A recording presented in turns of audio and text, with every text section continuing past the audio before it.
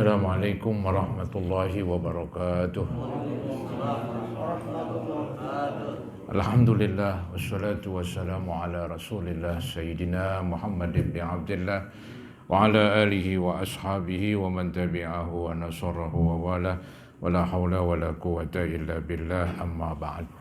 Hadirin saudara-saudara jamaah Majlis Ta'lim Musholla Al-Mujahidin yang saya muliakan, mudah-mudahan kita semua dimuliakan oleh Allah Subhanahu wa Ta'ala.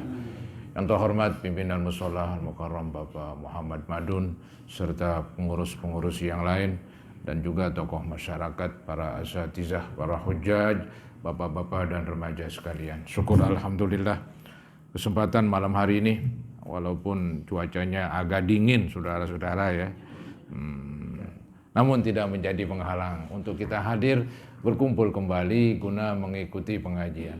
Mudah-mudahan Allah Subhanahu wa Ta'ala memberikan balasan pahala kepada kita yang lebih besar lagi, dan semoga Allah ampuni kekurangan, kesalahan dan dosa-dosa kita, dan semoga terus dibukakan pintu ilmu dan pintu hati kita. Amin ya rabbal alamin.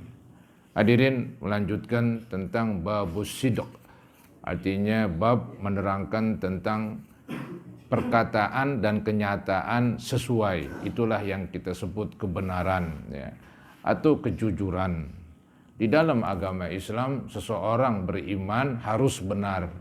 Jangan seperti munafik, imannya belang-belang. Apa yang diucapkan dengan apa yang diperbuat itu beda sekali. Mereka mengatakan beriman padahal tidak beriman, begitu. Jadi nggak ada kesesuaian. Mungkin juga misalnya ini bagi orang Islam ya tidak benar di dalam dia menjelaskan dagangannya.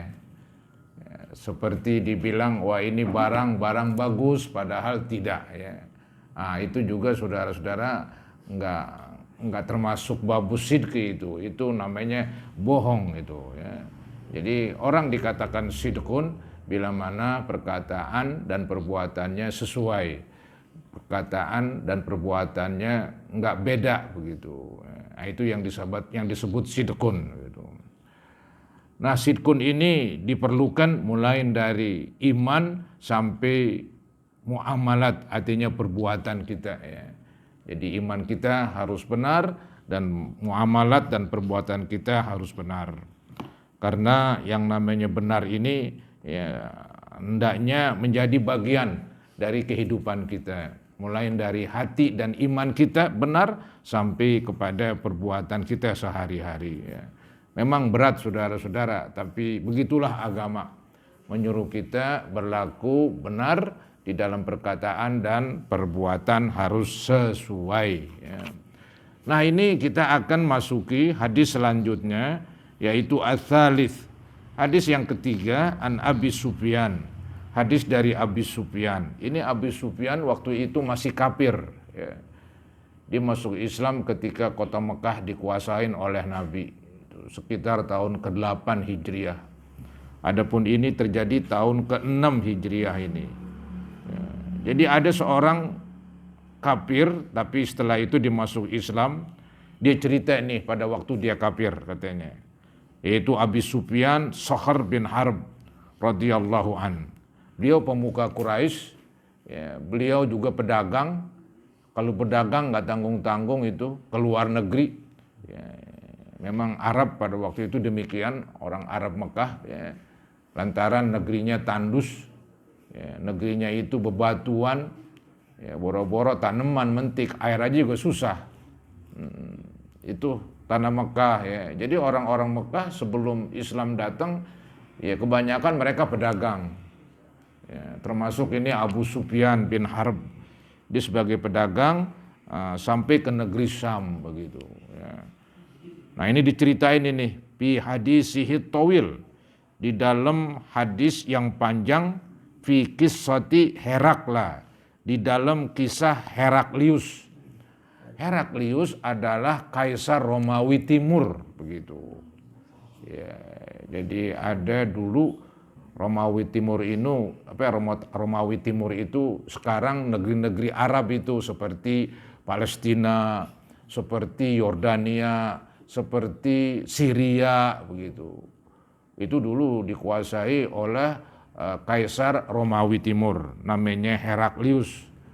Ya, mereka ya menganut agama Kristen. Dan Nabi pernah kirim surat kepada dia. Ya, tahun ke-6 Hijriah katanya.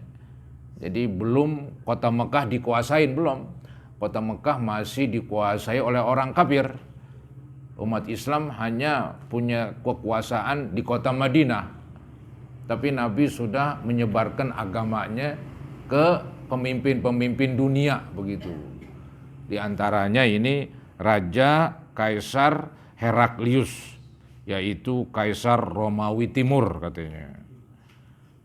Nah, waktu itu diceritakan di sini Nabi mengirim surat. Kemudian ini Heraklius terima itu surat.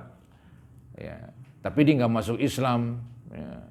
Itu ceritanya dipanggillah orang Arab yang kebetulan dagang di situ. Nah, di antaranya ini nih Abu Sufyan. Abu Sufyan waktu itu sebagai pedagang dia masih kafir, masih musuhin Nabi Muhammad SAW dan umat Islam begitu. Nah, dia kebetulan berdagang ke daerah Kaisar Heraklius. Maka ditanya, mana ada orang Arab? Ada begitu. Panggil.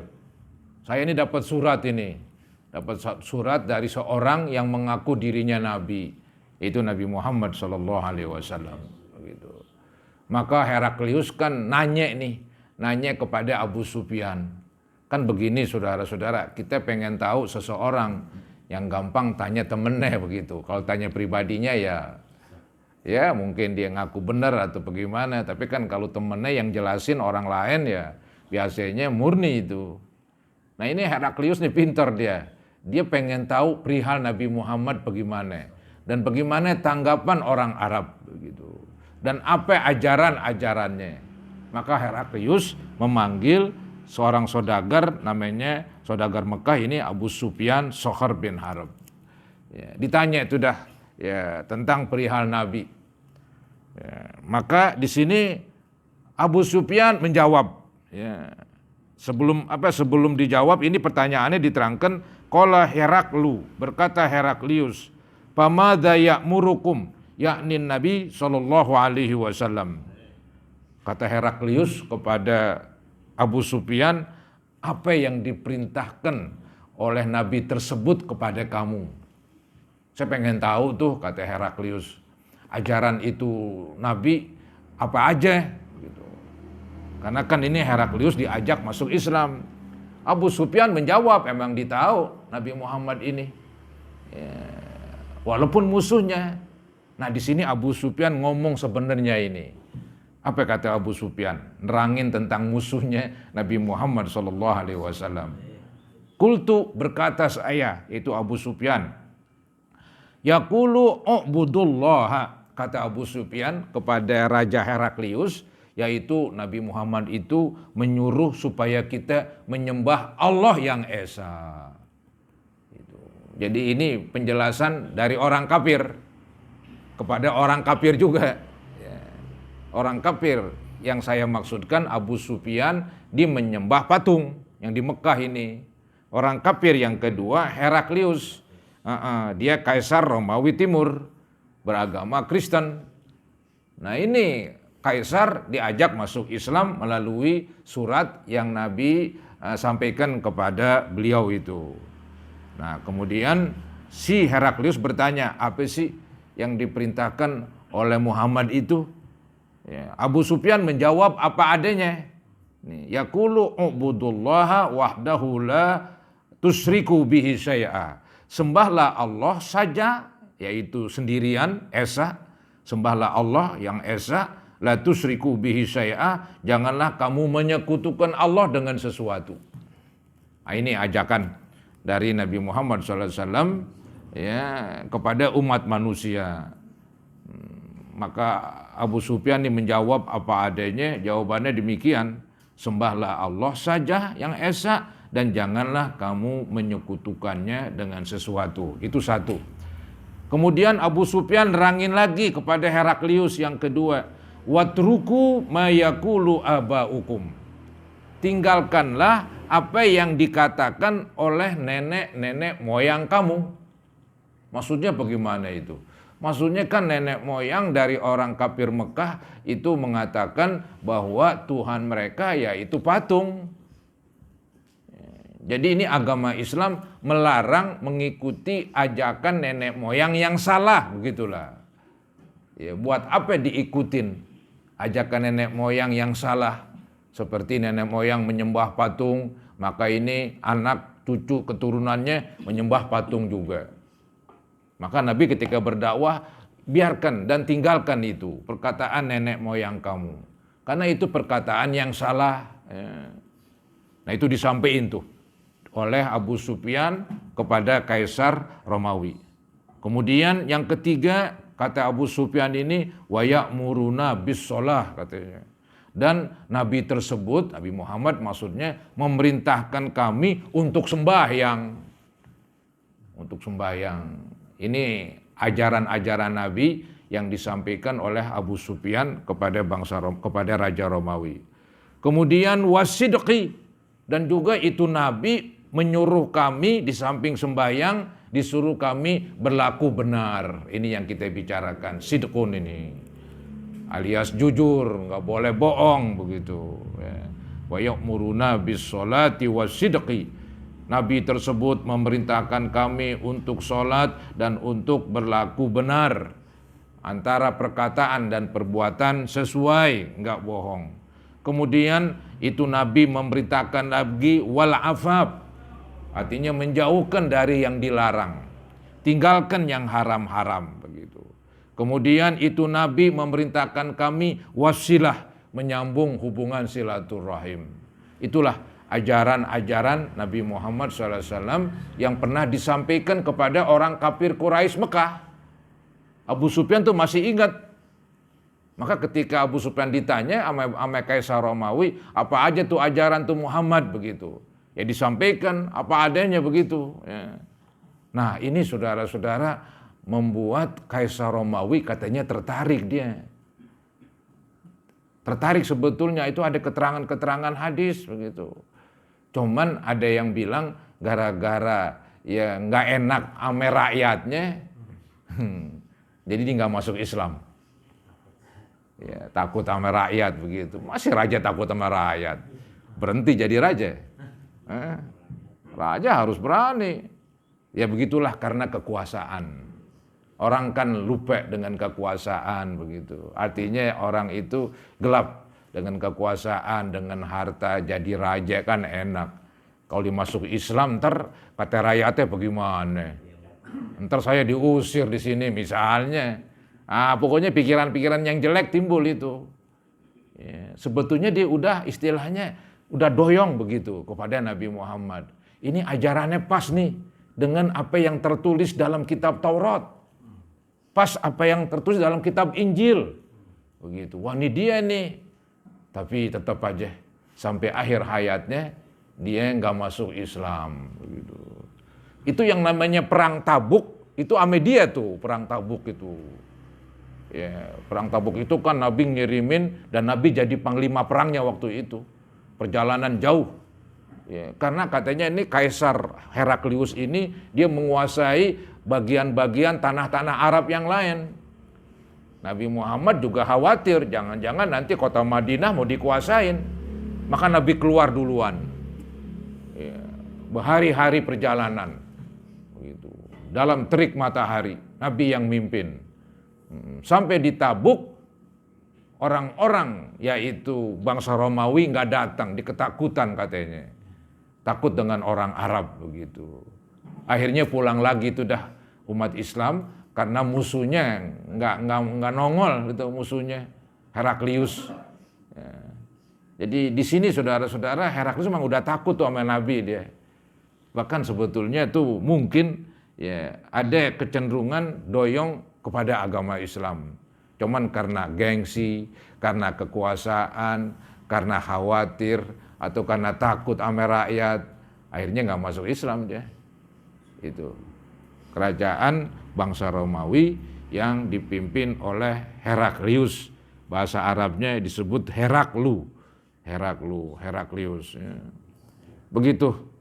Jadi di sini saudara-saudara yang paling pokok bahwa Abu Sufyan menyatakan bahwa salah satu ajaran Nabi as-sidq, artinya berlaku benar, tidak bohong. Jadi itu ajakan Nabi sejak awal dakwah beliau. Sejak permulaan Nabi mengajak manusia masuk Islam, itu sudah disampaikan tuh ajaran Islam. Di antaranya as-sidqu, yaitu berlaku benar, tidak bohong. Jadi ini menggambarkan bahwa ajaran untuk berlaku benar, tidak bohong, itu emang ajaran pokok.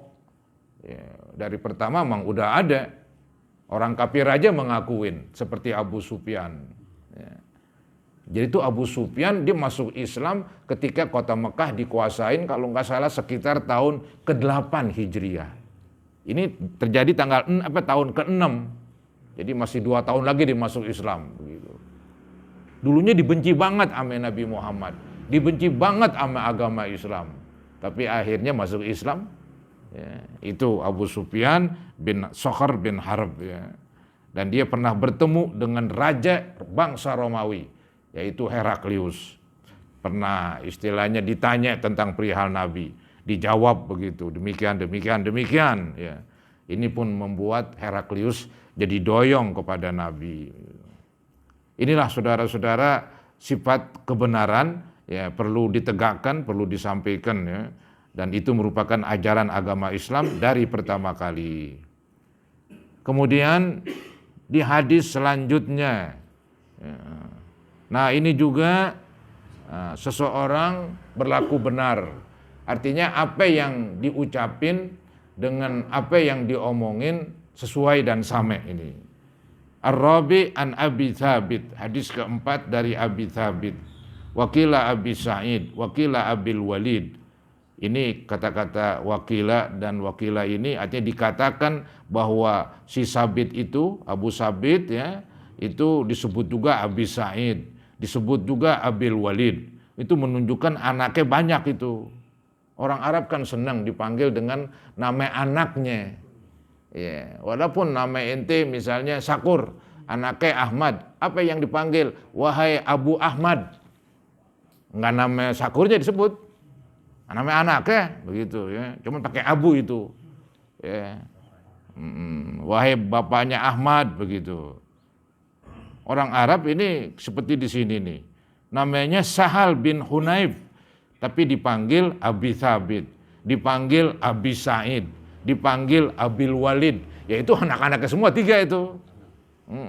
Nama sebenarnya Sahal bin Hunayf, wa huwa badriyun. Beliau pernah ikut perang Badar. Itu si Sahal ini, radhiyallahu an. Anna Nabiyya sallallahu alaihi wasallam qala, kata Sahal bahwasanya Nabi bersabda yang berbunyi, man sa'alallaha ta'ala syahadah, barang siapa yang memohon kepada Allah mati syahid. Ya, mati syahid. Pernah kita terangkan dulu, mati syahid itu ada beberapa macam. Yang pertama syahid dunia akhirat. Itu mati di medan perang itu. Ya, perang membela agama dan ada komandonya, yaitu pemerintah, begitu komandonya berperang. Dengan komando pemerintah, dia meninggal di medan perang, itu mati syahid, namanya syahid dunia akhirat, ya. Ada ulama tuh menjelaskan kalimat syahid itu kan dia artinya kan disaksikan. Ya, disaksikan.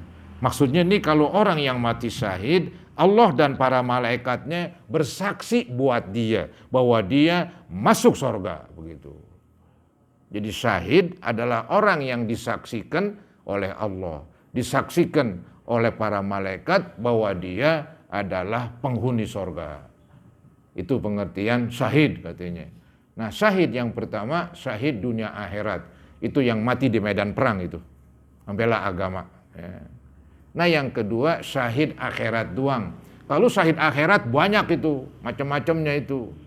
Ya, menuntut ilmu, meninggal, mati syahid. Ya. Ketiban, kecebur, kelelep, mati tenggelam, itu mati syahid itu. Ya. Apalagi bagi perempuan yang meninggal, melahirkan, ya, juga mati syahid begitu. Jadi banyaklah orang yang mati syahid, namanya syahid akhirat. Dunianya sih dia nggak disebut syahid, tapi di akhirat disebut syahid. Perlakuannya beda dong. Kalau tadi kan syahid dunia akhirat itu nggak pakai disembayangin, nggak pakai dimandiin, langsungnya kuburin begitu. Udah terlalu banyak pahalanya dia, nggak perlu doa. Kalau syahid akhirat itu biasa itu, pakai dimandiin. Ada yang repot syahid dunia doang, itu yang repot itu. Syahid secara dunia, menurut pandangan orang dunia, wah dia mati syahid, tapi di akhirat mati sangit. Kok bisa begitu? Itu ketika di berperang, nawaitunya salah. Berperang nawaitunya salah. Ada yang nawaitunya pengen disebut jagoan begitu. Gogah dibilang tengek, itu gue berperang udah. Dimati, sangit itu. Tapi orang-orang bilang syahid begitu.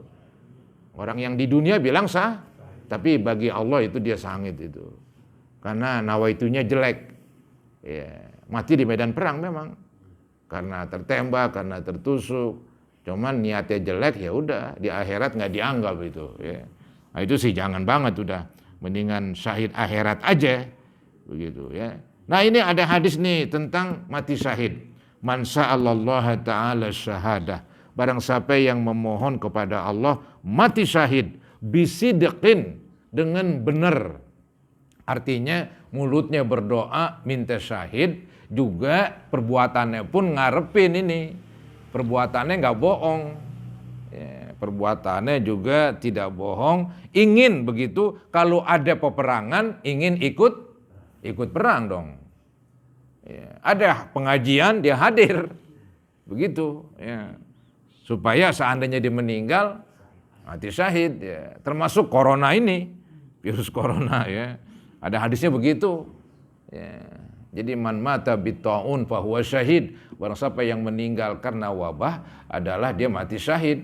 Corona ini lebih dari wabah. Karena seluruh dunia. Ya, bukan sekampung doang. Bukan senegara doang. Bernegara semuanya. Nggak ada yang luput gitu. Sampai ke Mekah, ke Madinah juga masuk soal corona. Nggak main-main. Nah kalau ada orang kena corona dan meninggal, dia pasrah, dia nerima, dia rela, matinya syahid akhirat. Ya, biarin dah nggak dimandiin, emang nggak boleh, takut semua. Ya, dibungkus langsung dipendem. Ya kalau disembayangin ya alhamdulillah begitu. Ya, nggak apa-apa ya saudara-saudara itu. Nah ini nih yang tadi saya katakan, ada orang berdoa memohon kepada Allah agar mati syahid di hatinya, tapi nggak terjadi peperangan. Ya udah, ya paling ntar syahid akhirat, syahid dunia akhirat nggak ada, karena nggak ada peperangan begitu. Tapi walaupun demikian, karena dia udah niat, Allah sampaikan niatnya, dan niatnya benar lagi, niatnya sidqun, niatnya benar nggak bohong. Kalau memang ada peperangan dia akan ikut, tapi nggak pernah terjadi peperangan, semuanya damai terus kayak di Indonesia misalnya, ya udah. Nanti dia meninggal walaupun di atas kasur, tetap mati syahid. Karena dilihat nih niatnya itu, niatnya yang sidqun itu benar.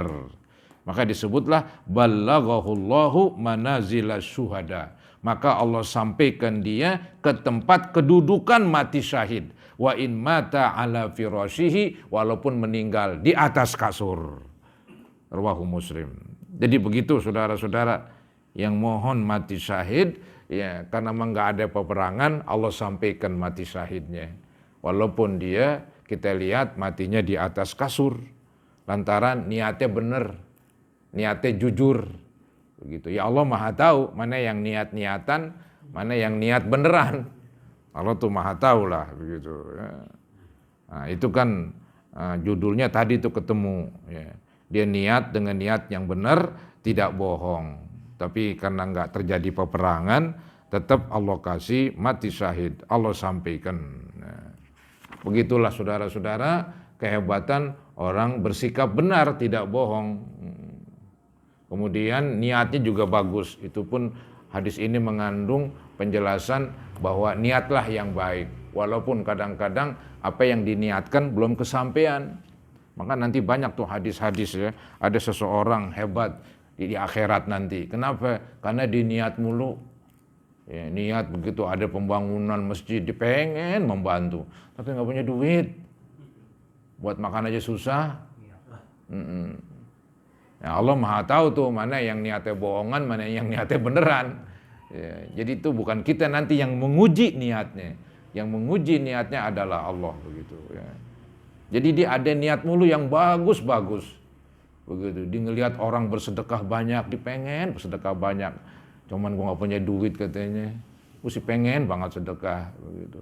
Kalau memang hatinya benar-benar jujur mengucapkan itu, nanti dia ketika meninggal banyak banget pahalanya. Dibingung, kok banyak banget di pahala? Kata malaikat, ini pahala gara-gara kamu dulu niat. Katanya.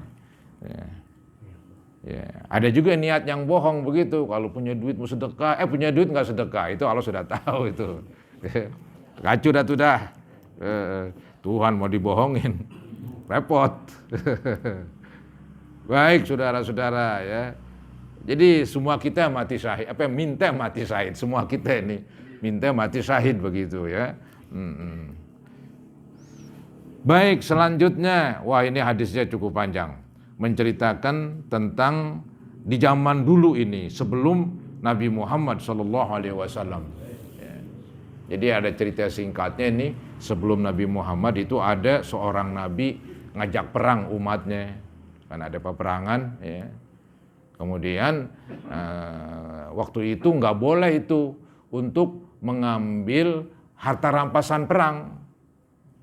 Jadi paling kalau berperang musuhnya kalah begitu. Harta rampasan perang dikumpulin. Tapi nggak boleh ada yang ngambil buat pribadi. Kalau dalam Islam nih yang agama Nabi Muhammad itu dibolehkan. Maksudnya dibolehkan, dikumpulin dulu memang.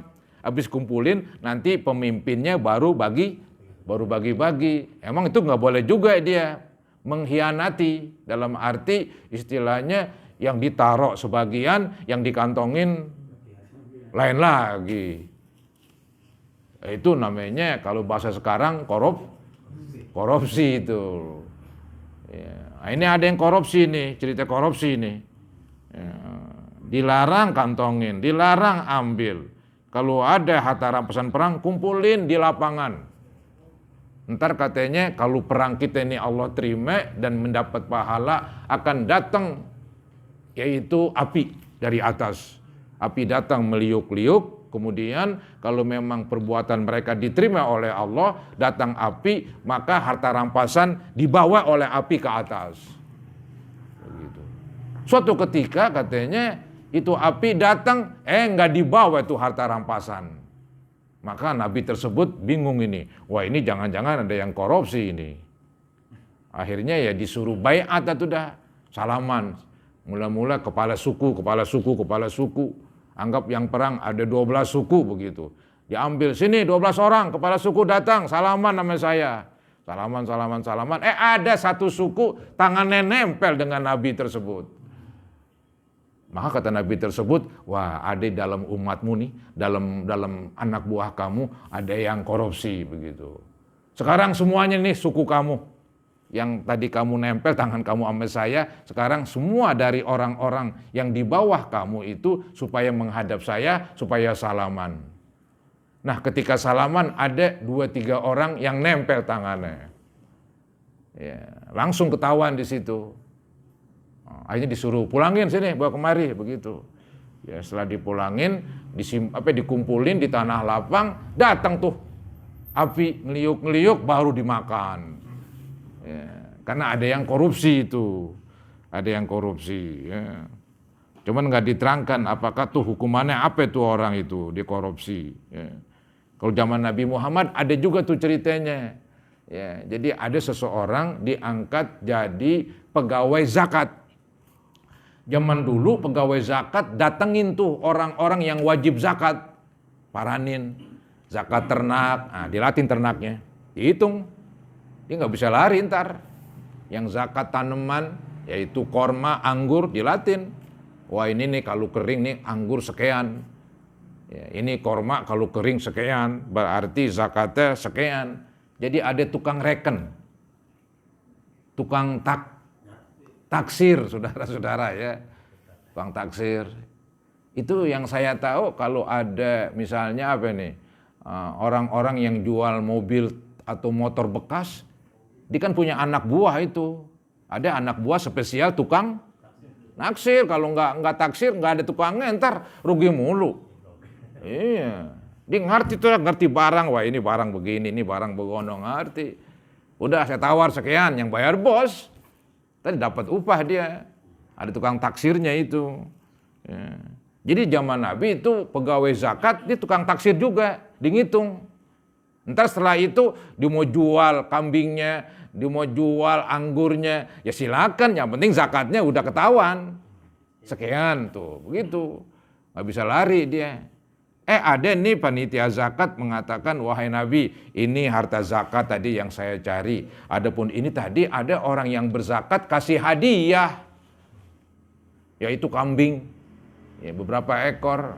Akhirnya Nabi marah, Nabi berpidato. Di antara isi pidato katanya, emang kalau kamu nggak jadi pegawai zakat, emang itu hadiah datang ke rumah kamu?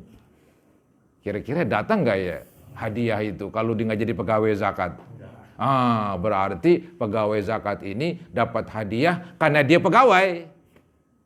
Maka kata Nabi, awas katanya, kalau diambil nanti di hari kiamat, kalau memang itu kambing, kambingnya ngembek katanya di akhirat.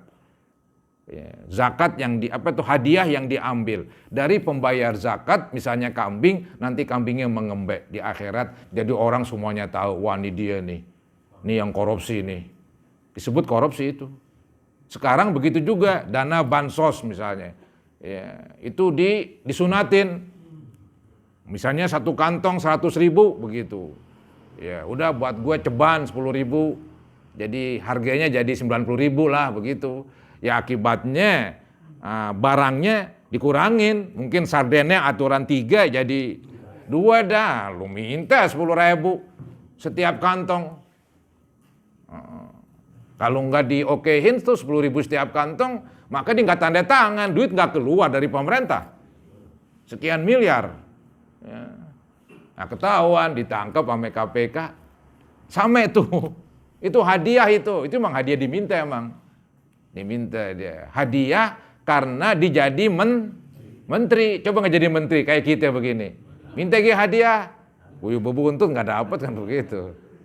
Iya, belut bebulu udah nggak bakalan. Emang ada yang bebulu, ular bulu tuh bukan belut.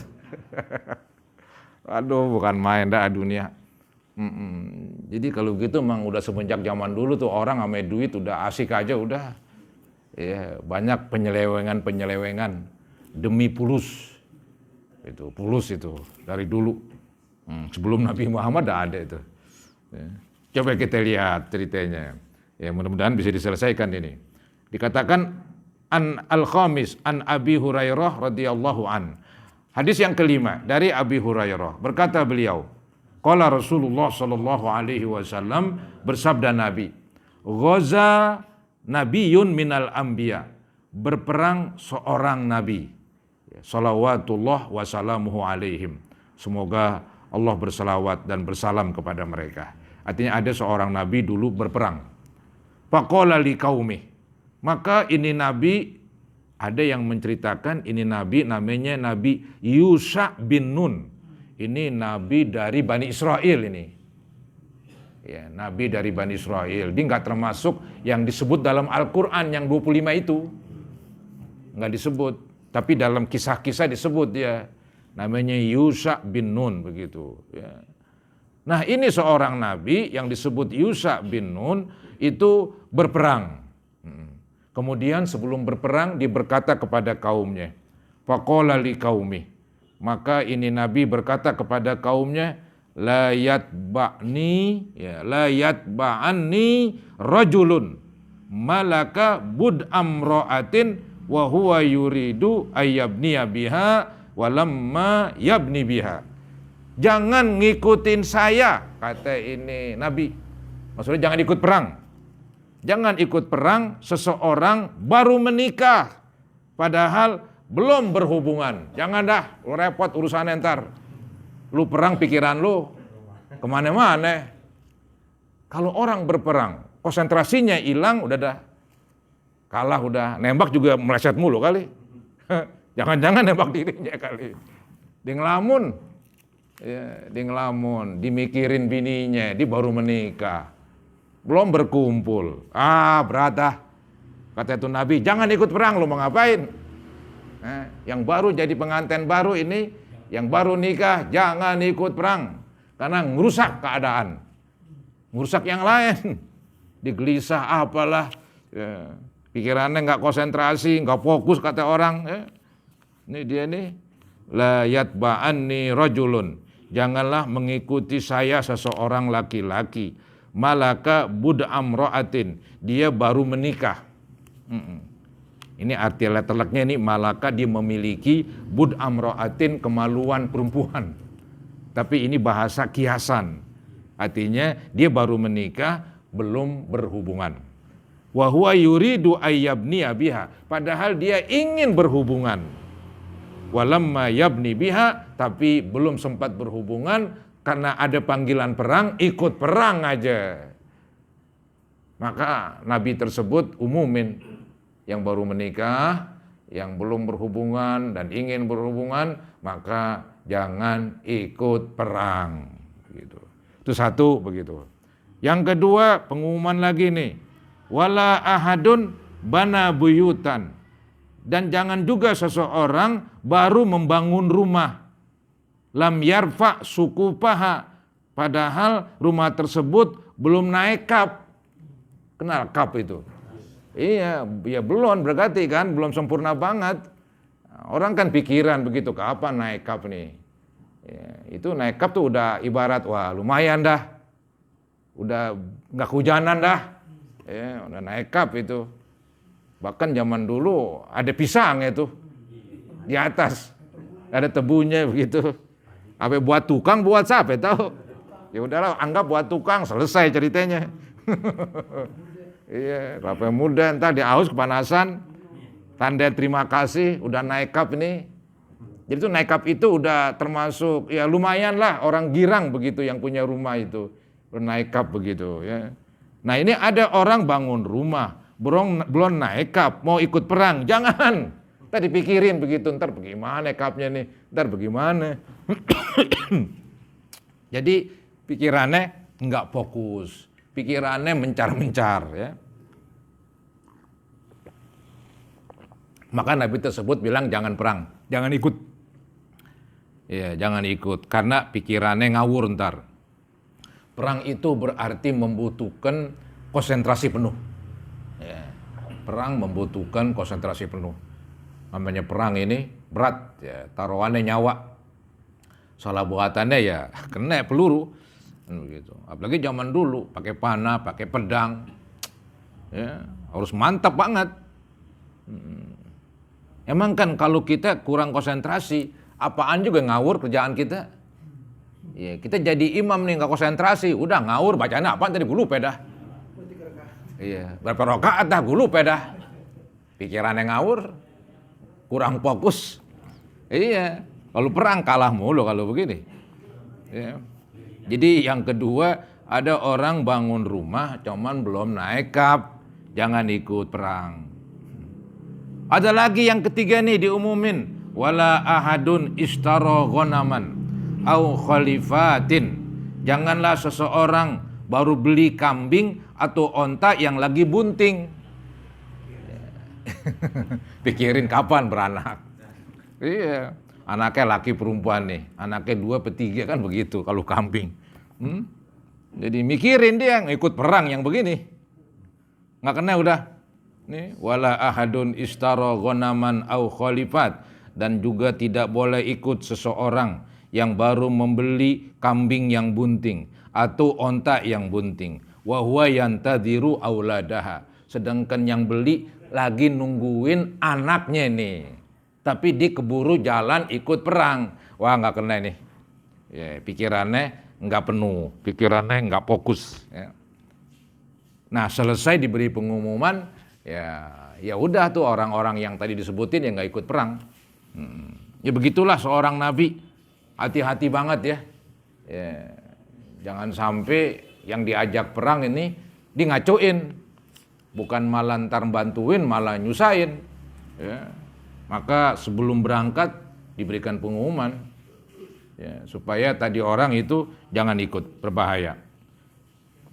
Dulu zaman Nabi ada tuh begitu tuh, zaman Nabi Muhammad, cuman kayak nggak percis begitu. Ketika Nabi mau perang, ya perang Uhud apa? Itu orang-orang munafik ikut beberapa orang. Di tengah jalan dia pulang. Ini kan ya ampun, di tengah jalan keluar. Ini merusak yang lain ini. Iya, membuat mental ya dari orang Islam yang bukan munafik jadi agak lemes. Karena sebagian udah pada pulang duluan, belum sampai ke medan perang. Ya, karena dia munafik begitu. Ya, Nabi perlakukan dengan baik-baik aja. Nabi perlakukan secara kulitnya orang Islam. Ayo ikut perang. Enggak ketahuinya hatinya kafir itu, yang disebut munafik. Benar-benar merusak. Untung katanya umat Islam enggak begitu terpengaruh. Ya. Jadi keadaan tentara harus dijaga. Ya, jangan sampai dipengaruhi oleh yang lain. Gitu. Maka mendingan jangan ikut aja dari pertama. Yang repot kayak tadi, udah ikut di tengah jalan, balik lagi. Ini kan merusak mental yang lain itu. Fagoza, maka cerita singkatnya berperanglah itu Nabi. Badana minal qaryati. Kemudian itu Nabi dengan tentaranya sudah mendekati suatu desa. Ya. Sudah mendekati suatu desa dan masuk sembahyang asar. Salat al-asri au qariban min dzalik. Masuk waktu asar atau mendekati waktu asar. Ketika waktu asar berarti matahari udah doyong. Doyong kemana tuh? Doyong ke barat. Doyong ngulon. Dikit lagi sore. Ya, dikit lagi sore ini. Dan malam. Ya, maka itu Nabi berkata dalam doanya nih. Faqala lisyamsi. Maka berkata itu Nabi. Ya. Wahai matahari. Dia ngomong matahari ini. Innaki ma'muratun. Kamu wahai matahari diperintah oleh Allah. Wa ana ma'murun. Saya pun diperintah. Jadi sama-sama diperintah. Ya. Maka karena kamu diperintah oleh Allah, saya mohon sama Allah nih, supaya matahari ditahan. Jangan beredar dulu. Jangan sore dulu. Iya, perang zaman dulu malam kan repot. Gitu. Maka dibilang Allahumma bisha alaina. Ya Allah, tahanlah itu matahari buat kami. Artinya jangan beredar terus. Kalau beredar terus, entar akibatnya datang malam. Kami kesulitan untuk berperang ya Allah, begitu. Maka mohon ditahan itu matahari. Ya, maka tadi itu dimulai dengan kata-kata, hai matahari, kamu kan diperintah, begitu. Ditekan duluan di situ matahari. Ya, maka baru berdoa, ya Allah tahanlah itu matahari. Benar-benar diterima doanya. Pahu bisat, maka matahari ditahan. Jadi waktu malam belum tiba, terang aja terus. Ya, terang terus. Ya, ini sih nggak ada masalah bagi Allah. Ya, nggak ada masalah bagi Allah. Dia yang bikin matahari, mau diapain juga boleh. Pahu bisat hatta fatahallahu alaih. Ketika ditahan itu matahari, maka terjadilah perang katanya. Kita punya cerita peperangan dimenangi oleh Nabi tersebut. Ya. Dimenangi oleh Nabi tersebut. Jadi ceritanya menang tuh dah perang. Soalnya tuh Nabi bener-bener ya, artinya dipikirin banget tuh berperang. Diatur banget. Jadi penuh konsentrasi, taktiknya diatur banget itu. Emang tuh kalau jenderal begitu juga kalau perang. Ya, maka tuh yang mimpin peperangan harus jenderal. Masih kopral. Ya, yang mimpin tuh jenderal, otaknya yang ya brilian begitu. Kemudian pengalamannya banyak. Begitu. Dia ngatur strategis begitu. Kayak itu Nabi, dia kan ngatur itu. Perang itu kan harus punya siasat. Kalau nggak punya siasat ya kalah. Tadi itu termasuk siasat itu. Ya, yang baru menikah jangan ikut katanya. Yang membangun rumah belum naik kap jangan ngikut. Yang baru beli kambing atau onta yang bunting nungguin anaknya lahir jangan ikut begitu. Itu taktik dia itu. Kalau diizinin tadi ngaco tuh dia. Jadi benih pengaco. Iya, mendingan jangan ikut aja dari pertama. Nah, itu taktik perang itu Nabi. Ya. Kemudian mereka ketika sampai di tempat peperangan, mana udah asar katanya, dikit lagi matahari terbenam ini. Ya, diminta sama Allah ya, supaya matahari jangan beredar, berhenti di situ, biar terang terus. Diterima doanya, kemudian terjadi perang, akhirnya Allah berikan kemenangan, begitu. Hatta fatahallahu alaih. Allah berikan kemenangan ya. Bisa ya? Ini nanti nih emang gak habis juga udah. Yang akan datang terusannya nih. Tadi kan udah saya bilang tuh kesimpulannya ya.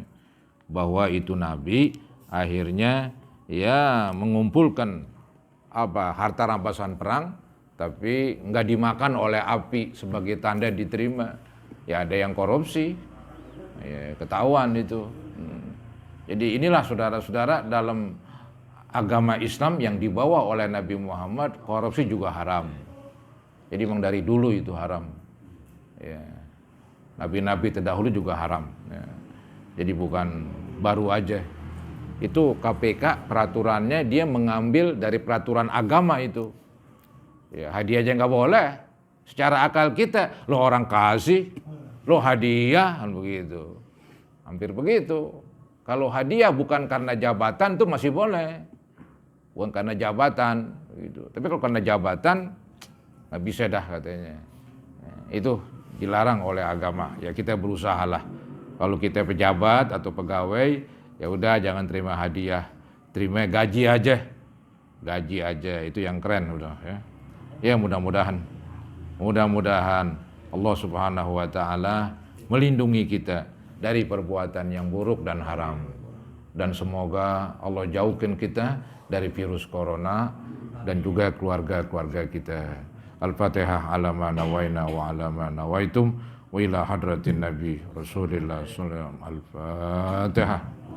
Minasyaitonir rajim. Bismillahirrahmanirrahim. Ar-Rahmanir-Rahim. Maliki yaumiddin. Iyyaka na'budu wa iyyaka nasta'in. Ihdinas siratal mustaqim. Siratal ladzina an'amta 'alaihim ghairil maghdubi 'alaihim waladdallin. Amin. Nastaghfirullahalazim. Allahumma shalli ala sayyidina Muhammad wa ala ali sayyidina Muhammad wa sallim tasliman katsira walhamdulillahi rabbil alamin. Allahumma anfa'na bima 'allamtana wa 'allimna ma yanfa'una wa zidna ilman nafi'a ya muhaimin ya salam ya zal jalali wal ikram. Sallimna wal muslimin minat ta'un wa minal waba wa min virus corona. Rabbana taqabbal minna innaka antas samiul alim wa tub alaina innaka antat tawwabur rahim. Rabbana atina fid dunya hasanah wa fil akhirati hasanah wa qina azaban nar. Wa sallallahu ala sayyidina Muhammadin wa ala alihi wa sahbihi wa sallam. Walhamdulillahi rabbil alamin. Assalamualaikum warahmatullahi wabarakatuh.